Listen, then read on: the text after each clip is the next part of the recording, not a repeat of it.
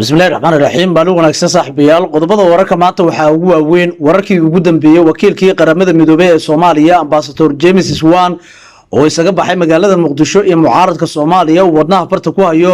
xilli Soomaaliya ee cagaha la gashay marxalad siyaasadeed oo cusub hadaba waxaa la wadaagi doonaa faafaahinaadii ugu dambeeyay xafiiska qaramada midoobay oo ay mucaaradku u dacwoon jireen oo la soo afjaray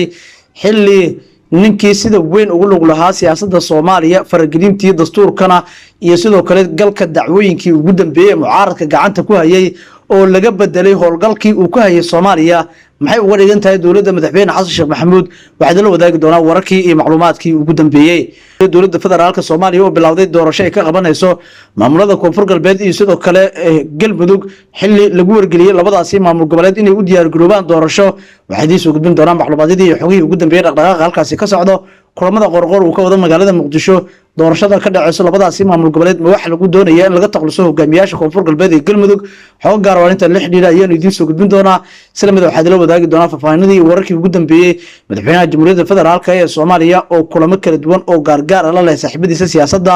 xilli wararka la helay ay sheegayaan in dawladda federaalka Soomaaliya ay xoojinayso dhaqangelinta dastuurka madaxweyne Xasan Sheekh Maxamuud oo wax walba sameeyo sidii dhaqangal uu ku noqon lahaa go'aankii lagu meelmariyay dastuurka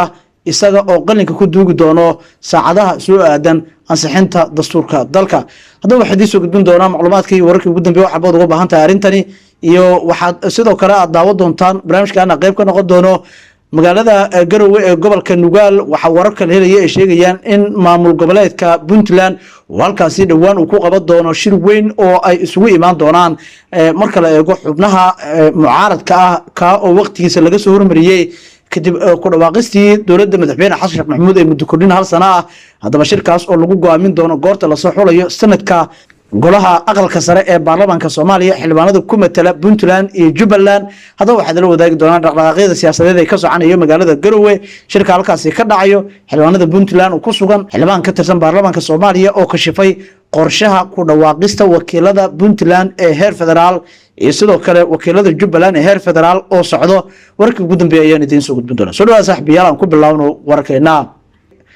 iyada oo Soomaaliya cagaha ay kula jirto marxalad siyaasadeed oo aan la ogeyn halka ay ku dambeyn doonto ayaa wakiilkii qaramada midoobay ee Soomaaliya ku caan baxay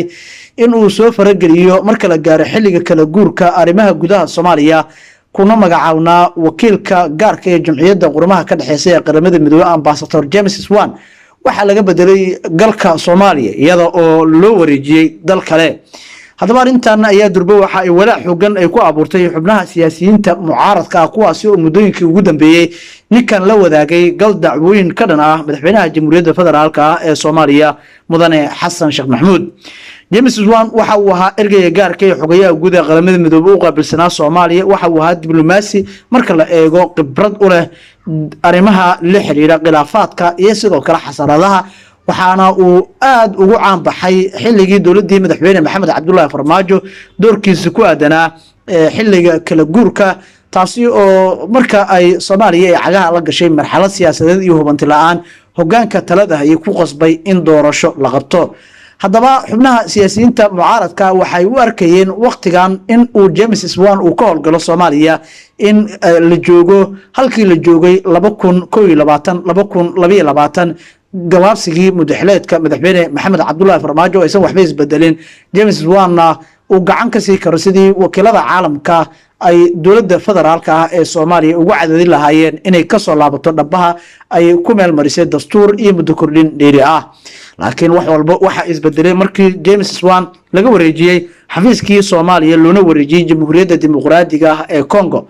hadaba arintan ayaa loo arkaa in marxalad cusub ay geli karto xubnaha siyaasiyiinta mucaaradka kuwaasi oo walaac cusub ka qabi kara bedelidii ay qaramada midoobay ay bedeshay ninkan kaasi oo muddooyinkii ugu dambeeyay dawladda Soomaaliya kala kulmay dharbaaxo aad u culus taasi oo ku aadan in madaxweyne Xasan Sheekh Maxamuud mar uu ninkan uu horaanta toddobaadkan isku dayay inuu soo farageliyo arrimaha ku aadan dastuurka Soomaaliya uu diiday in uu qaabilaadii laga diiday kulamadii uu ka doonayay filla Soomaaliya inuu la yeesho iyo talaabooyin walba uu doonayay inuu ku soo farageliyo arrimaha gudaha Soomaaliya gaar ahaan waqtigan kala guurka doorashada ka hor bedelkiisa ayaa la sheegay in kooxda mucaaradka ah ay aad indhaha ugu hayeen laakiin dowladda madaxweyne xasan sheekh maxamuud oo dhaqdhaqaaqa diblomaasiyadeed ee ninkan lagu bedelayay ka warreysay ayaa hoos u dhigtay la shaqayntiisa iyada oo ugu dambeyntiina wakiilka gaarka ee jamciyadda qurmaha ka dhexeysa qaramada midoobay u qaabilsanaa Soomaaliya la bedelay. haddaba isku soo wada duube ninkan in la bedelay maxay uga dhigan tahay siyaasadda Soomaaliya? ninkan in badan Soomaalidu aad ayay u yaqaanaan qof walba oo ku jira siyaasadda iyo sidoo kale kuwa banaanka ka joogaba. waxa lagu magacaabaa James Swan, waa nin caan ku ah inuu soo farageliyo talada hogaanka dalka, doorashada la qabanayana uu aragti ku yeesho aragtida qaramada midoobay inay shaqeyso dhinacyada siyaasiyiinta ah ee goor walba farqaha u haysto inuu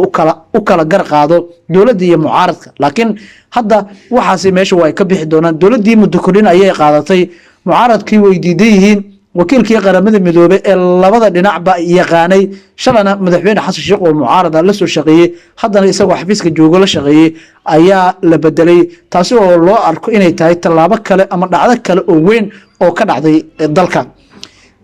waxa ay dhacdan ay qayb ay ka noqonaysaa dhacdooyin lagu tilmaamay nuclear siyaasadeed oo 24 saac la soo dhaafay dhacay oo la xiriira meelmarinta dastuurka go-aanka ah in dastuurkan lagu shaqeyn doono muddo kordhintii uu aadan madoobe ku dhawaaqay iyo sidoo kale dhaqdhaqaaqyada siyaasadeed ee mucaaradku arrintan ku diidan yihiin sida warka ka soo yeeray madaxweyne Shariif ee la xiriira in dalka la badbaadi doono. isku soo wada duube waxaa wararka la helaya ay sheegayaan in mucaaradka dowladda Soomaaliya ay ku noqotay qaracan marka uu soo baxay warka la xiriira in ambassador Swan laga bedelay howlgalkii Soomaaliya. haddaba daawada siyaasada u aragtaa ninkan oo si weyn ugu lug lahaan jiray siyaasadda gudaha Soomaaliya in howlgalka qaramada midoobay loo wareejiyay jamhuuriyadda dimuqraadiga ah ee Congo? aragtida ku aadan hoos ayaa nagu reebi kartaa. aragtida ku aadan isbedelkan siyaasadeed ee weyn ee dalka ka dhacay dhowr iyo markaasi 10 saac la soo dhaafay, aragtida hoos ayaa nagu reebi kartaa. dhinaca kaleeto warka la helayo waxay sheegayaan in dowladda federaalka Soomaaliya warka la helayo waxay sheegayaan in dowladda federaalka Soomaaliya ay diyaarinayso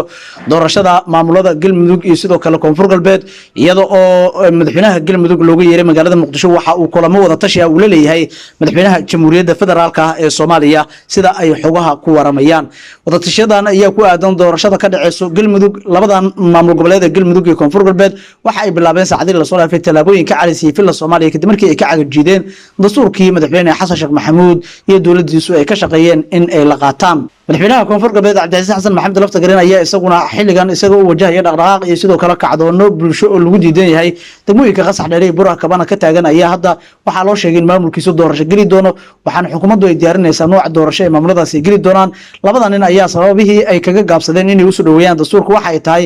in haddii ay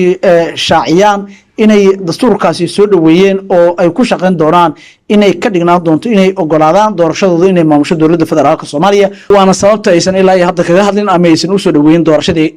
ama ansixintii dastuurka ee baarlamaanka labadiisa aqal. haddaba doorashada raggan ay geli doonaan iyo dowladdu ka shaqeyn doonto iyo cagajiidka ay muujinayaan raggan miyay dowladdu ka taqlusi doontaa Laftagareen iyo Qorqoor oo ahaa asalkoodii saaxiibada siyaasadeed ee madaxweyne Maxamed Cabdullaahi Farmaajo isaguna kursiga uu keenay? aragtida hoos nagu reeb isbedelka siyaasadeed ee dhici doono bilaha soo aadan iyo jihada dalka uu aadi doono hoos nagu reeb. ugu dambeyntiina daawadayaal haddii aan fiirino magaalada Garowe waxaa ka dhici doona shir waqtigiisa laga soo hormariyay oo ay isugu tegi doonaan xubnaha siyaasiyiinta mucaaradka. shirkaasi waxaa sida la sheegay martaqaadkiisa iskale madaxweyne Saciid Cabdullaahi Deni, waxaana lagu hadli doonaa xaaladda siyaasadeed ee dalka iyo sidoo kale isbedelka uu galay. hogaamiyaasha Puntland iyo Jubbaland ayaa ka shaqeyn doona sidii ay u soo dooran lahaayeen wakiiladooda federaalka xilli dowladda Soomaaliya muddo kordhintaasi ay aaday. haddaba hadalkaasi waxaa ka dhawaajiyay xildhibaan Sayare. waxa uu sheegay in Puntland iyo Jubbaland ay soo dooran doonaan wakiiladooda dowladda federaalka. haddaba haddii ay labadan maamul ay soo doortaan wakiiladooda federaalka, gudoomiyaha golaha shacabka baarlamaanka Soomaaliya uu ku dhawaaqay in dalka baarlamaanku uu sii shaqeyn doono 1 sano oo dheeri ah. waxaa la isweydiinayaa halka ay ka shaqeyn doonaan wakiilada ay soo dooran doonaan labada maamul. waxaana u muuqataa in dhinacyadu ay sii dhabji doonaan siyaasadda Soomaaliya iyo sidoo kale xaaladda kala guurka ah ee xilligan taagan, taasi oo hubanti la'aanta iyo hadaanta siyaasadeed ee laga baqdan qabay in dalka loo horseedo ay dib ku sii shidi doonto. haddaba taas oo sii kordhin doonto hubanti la'aanta laga baqdan qabo. si kastaba noqotee shirkan ayaa lagu waday inuu dhaco Abriil 14-keeda, laakiin waxay u muuqataa in waqtigiisa ay ka soo hormariyeen xubnaha golaha mustaqbalka Soomaaliya iyo madaxweynayaasha Puntland Saciid Cabdullaahi Deni iyo Axmed Madoobe iyo madaxweynayaasha Puntland iyo Jubbaland Saciid Cabdullaahi Deni iyo Axmed Maxamed Islaam Madoobe artada ku aadan hoos noqoreeb warka ka soo yeeray xildhibaan Sanyare uu ku sheegayo in labada maamul ay soo dooran doonaan wakiiladooda federaalka in gudoomiyaha Madoobe talaabataasi ka doon uu qaado uu sheegay baarlamaanka shaqo badan u taalo sida uu dhigayo dastuurka in waqtigiisa uu ku sii shaqeyn doono warbixinahaas soo idin aragtaa hoos noqoreeb